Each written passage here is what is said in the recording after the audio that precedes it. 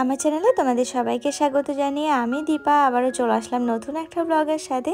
আশা করি তোমরা সবাই ভালো আছো আর আমরা মোটামুটি আছি বেশ ভালো।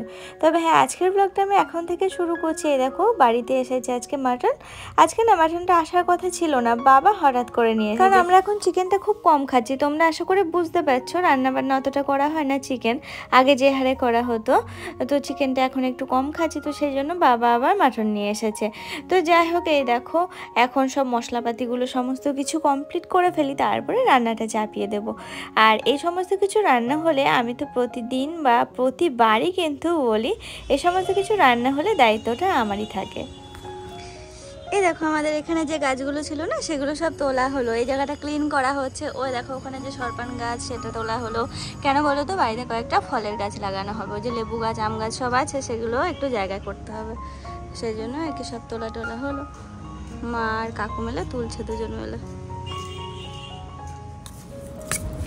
দেখো অনেক কাজের ফাঁকে কিন্তু আমি এদিকে লেবুটা ছাড়াতে ভুলিনি। মা সেই সকালে বলে দিয়েছিল লেবুটা আজকে একটু ছাড়িও। এই দেখো লেবুটা ছাড়ালাম, এদিকে মাংসটা আমি সিদ্ধ বসিয়ে দিয়েছি, মশলা কষাচ্ছি, এই সমস্ত কিছু করতে করতেই আর কি ওদিকে লেবুটাও মেখে ফেলাম। আর জানো তো আজকে না লঙ্কা দিইনি, লঙ্কা দিলে না কেউ আবার খেতে চায় না। আমি তো দিব্যি খেয়ে নিই, এমনিতেও আমার এই লেবু বেশ ভালোই লাগে, শুধু হলেও খেয়ে নিই। তো যাই হোক, ওই সমস্ত কিছু ছাড়িয়ে রেখে এদিকে কিন্তু আমি মাংসটা কষানোর জন্য কড়াইতে দিলাম। চর্বিটা তো আগে সিদ্ধ করতে দিইনি, কেন বলো তো তেলটা বেরোবে বেশি, তো সেই জন্য চর্বি গলে একদম ওর আর কোনো চিহ্ন থাকবে না। তো এই দেখো কষানোর সময় চর্বি দিয়ে দিলাম।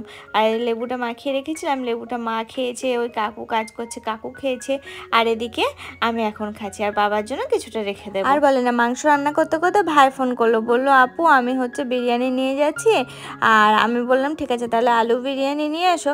আর বলেছে তাহলে আলু বিরিয়ানি চিকেন চাপ। আমি বললাম এদিকে মাটনটা বাড়িতে রান্না হচ্ছে। দেখো সবাই মিলে খেতে বসে গেছি। আমি কিন্তু ভাত নিয়েছিলাম সবার জন্য, কেউ খেলো না, আমাকে একা খেতে হলো। আর আমি বিরিয়ানি এখন খাই না। তো যাই হোক, এই দেখো আমরা কিন্তু হঠাৎ করে বেরিয়ে পড়লাম বিকাল হতে না হতেই, মানে বিকালের আগেই বলতে পারো। খাওয়া দাওয়া সেরে ট্রেনটা ধরলাম। আর ট্রেন ধরে এখন কোথায় যাচ্ছি তোমাদের সঙ্গে অবশ্যই জানাবো। তবে আগে এই স্টেশনটার একটু গল্প বলি। এই স্টেশনটাতে না সব ট্রেন আবার দাঁড়ায় না। স্টেশনটা এত ফাঁকা থাকে দেখতে, যে কি ভালো লাগে। শান্তিনগর স্টেশন হল্ট আর কি। তো যাই হোক, ওই সমস্ত কিছু ছেড়ে আমরা কিন্তু এগিয়ে যাচ্ছি একদম দ্রুত গতিতে। যাচ্ছি আজকে একটু কল্যাণীতে। তো কল্যাণীতে কটা দিন আগে আমি এরই একটা স্ট্যাটাস দিয়েছিলাম যে যাই হোক আমার একটা স্বপ্ন পূরণের জন্য আমি এই কল্যাণীতে এসেছি। তো এই দেখো শাড়ি টাড়ি পরে কিন্তু আমাকে আসতে হয়েছে আজকে।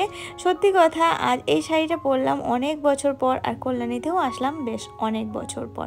সেই ইউনিভার্সিটিতে যখন পড়তাম রেগুলার, তখন আসতে হতো। আর এই দেখো এই শাড়িটা কিন্তু ওই টাইমেই আমার নেওয়া। তো যাই হোক, অনেক দিন পর এই ব্লাউজটাও আমার গায়ে হলো, আর চলে এলাম কল্যাণী আমার কাজের, মানে আমার স্বপ্ন পূরণের জন্য আর কি। তো দেখা যাক কতটা কি পূরণ হয় না হয়, সব কিছু তোমাদের সঙ্গে শেয়ার করব। জীবনের প্রতিটা মুহূর্ত একটু একটু করে এগোচ্ছি, হয়তো তোমাদের সঙ্গে সব কিছু শেয়ার করতে পারছি না, তবে সময় আসলে সব কিছু শেয়ার করব। দেখো এখন কিন্তু ছোট চলেছি আমরা, সামনের দিকে সেন্ট্রাল পার্কে যাব। আর দেখো অটো ধরে নিয়েছি। তবে তোমরা কি ভাবলে যে আমি আইটিআই মোড়ে যাচ্ছি? না গো, আইটিআই মোড়ে যাওয়ার মতো ধৈর্য বা ওই অবস্থাতেও কিন্তু যে হারে গরম পড়ছে, সেই ব্যাপারটাই মানে মনের মধ্যে নেই। আমাদের যে কাজটা সেটাই আর কি সেরে নিয়ে তারপরে বাড়ি চলে যাব।